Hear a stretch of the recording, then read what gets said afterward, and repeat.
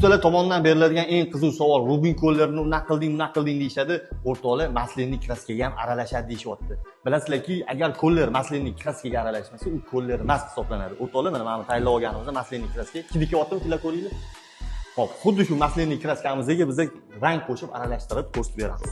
Xo'p, sovimizni biz atidan jigar rangini tanladik, ya'niki maslinniy kraskalarni asosan pollarga, plintuslarga, xuddi shunga o'xshagan narsalarga ishlatiladi, ya'ni temirlarga ishlatiladi maslinniy kraskani.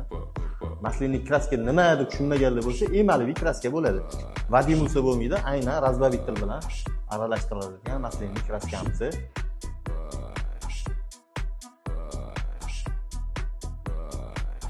Ko'rdinglar o'rtoqlar, maslinniy kraskamizga ham kollerimizni aralashi juda chiroyli holatda bitdi. Aynan shu kraska va kollerlardan foydalanib, ya'ni yog'och yuzda, temir yuzlarga foydalanib bo'yab chiqsanglar bo'ladi. Mana chiqqan rangi sochni rang chiqdi.